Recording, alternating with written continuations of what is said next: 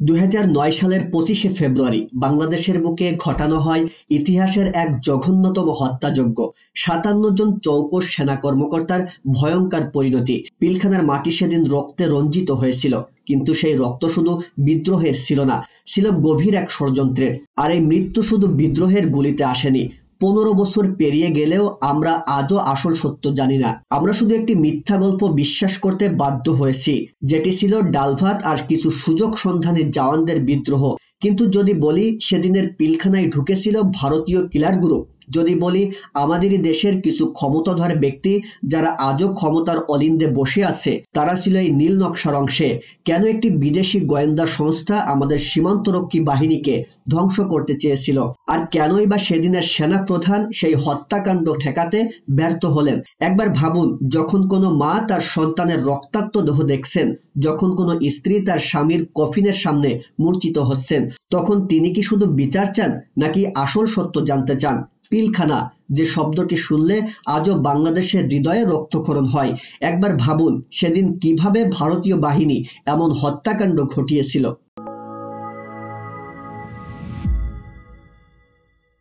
BDR ছিল বাংলাদেশের সীমান্তরক্ষী বাহিনী।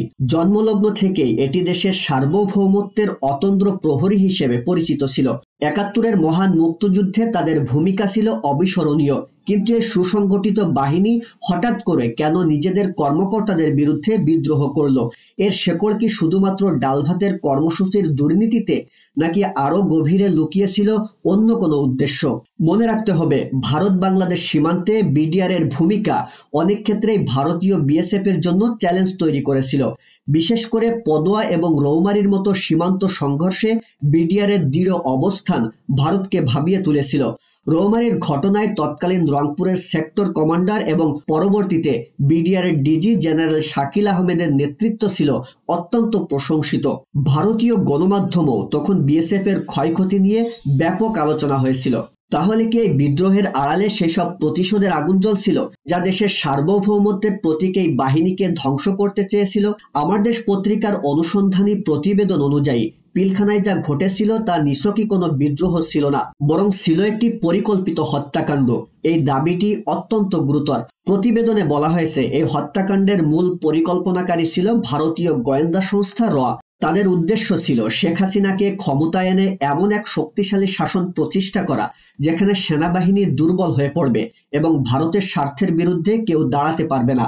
একবার ভাবুন, ভারতীয় কিলার গ্রুপ খেলোয়াড় রুগী সেজে পিলখানায় প্রবেশ করছে, তৎকালীন স্বরাষ্ট্রমন্ত্রীর হোটেলকে সেফ হাউস হিসেবে ব্যবহার করছে এবং ঘটনার পর অ্যাম্বুলেন্সে করে নির্বিঘ্নে পিলখানা ত্যাগ করছে।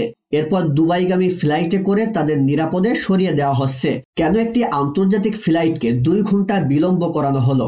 এইসব ঘটনা কি স্রেফ কাকতালীয়, নাকি সুপরিকল্পিত এক মঞ্চনাটক, যেখানে বিদ্রোহের আড়ালে সাজানো হয়েছিল এক ভয়ঙ্কর হত্যাকাণ্ড? যদি এই দাবি সত্য হয়, তাহলে প্রশ্ন ওঠে, আমাদের গোয়েন্দা সংস্থাগুলো কি করছিল? কেন একটি বিদেশি গোয়েন্দা সংস্থা দেশের অভ্যন্তরে এমন একটি ধ্বংসযোগ্য পরিকল্পনা বাস্তবায়নের সুযোগ পেল? দেশের স্বরাষ্ট্রমন্ত্রী বা সরকারের উচ্চপদস্থ কর্মকর্তারা কেন এই বিষয়ে নীরব ছিলেন?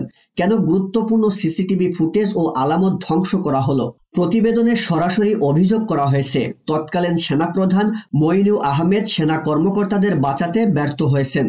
তারেক সিদ্দিক, শেখ ফজলুল করিম সেলিম, জাহাঙ্গীর কবির নানক, মির্জা আজম, শেখ ফজলে নূর তাপস সহ একাধিক রাজনৈতিক নেতা ও সামরিক বেসামরিক কর্মকর্তাদের এই ষড়যন্ত্রের সঙ্গে জড়িত থাকার কথা উল্লেখ করা হয়েছে। কিন্তু আশ্চর্যজনকভাবে এত বড় একটি ঘটনার পরেও মূল অভিযুক্তদের এখনো বিচারের আওতায় আনা হয়নি, বা তাদের বিরুদ্ধে করা অভিযোগগুলো জোরালোভাবে তদন্ত করা হয়নি। জাতীয় তদন্ত কমিটি এবং সেনা তদন্ত কমিটির রিপোর্টেও অসম্পূর্ণতা ছিল। আওয়ামী লীগ নেতাদের সংশ্লিষ্টতার নাম এলেই রিপোর্টে অন্তর্ভুক্ত করা হয়নি। তদন্ত কমিটিকে কেন যথেষ্ট ক্ষমতা দেওয়া হয়নি? তৎকালীন স্বরাষ্ট্র উপদেষ্টা লেফটেন্যান্ট জেনারেল অবসরপ্রাপ্ত জাহাঙ্গীর আলম চৌধুরী নিজেই এই বিষয়ে কোনো মন্তব্য করতে রাজি হননি, বরং নতুন গঠিত কমিশনের দিকে তাকিয়ে আছেন। এই নীরবতা কি দুর্বলতা, নাকি মূল সত্যকে আড়াল করার প্রয়াস? সাধারণ মানুষ ভাবতে বাধ্য হচ্ছে, এই বিচার কি সত্যিই প্রহসন ছিল?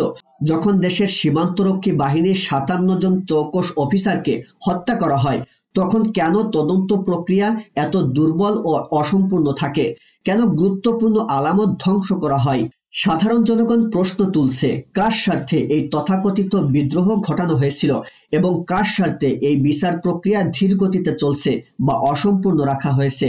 এই ঘটনা শুধু একটি বিদ্রোহ ছিল না, এটি দেশের নিরাপত্তা ও সার্বভৌমত্বের উপর একটি আঘাত ছিল। এই ঘটনার প্রভাব শুধু অভ্যন্তরীণ নয়, এর আঞ্চলিক ভূরাজনৈতিক প্রভাবও সুদূর প্রসারী। যদি বিদেশি শক্তি সত্যিই এর পেছনে থেকে থাকে, তাহলে বাংলাদেশের নিরাপত্তা ভবিষ্যতে আরো বড় হুমকির মুখে পড়তে পারে। জনগণ চায় একটি নিরপেক্ষ ও স্বচ্ছ বিচার, যেখানে দোষীরা শাস্তি পাবে এবং এই ধরনের ঘটনার পুনরাবৃত্তি রোধে কার্যকর ব্যবস্থা নেওয়া হবে। 15 বছর পরও যদি আমরা প্রকৃত সত্য জানতে না পারি, তাহলে আমরা কোন পথে হাঁটছি? প্রকৃত সত্য উন্মোচন না হওয়া পর্যন্ত এই ক্ষত শুকাবে না। জাতি চায় একটি স্বচ্ছ ও নিরপেক্ষ তদন্ত, জাতি চায় শহীদের রক্তের সঠিক বিচার, এবং জাতি চায় ভবিষ্যতে এমন কোনো ষড়যন্ত্র যেন বাংলাদেশের সার্বভৌমত্বে আঘাত হানতে না পারে।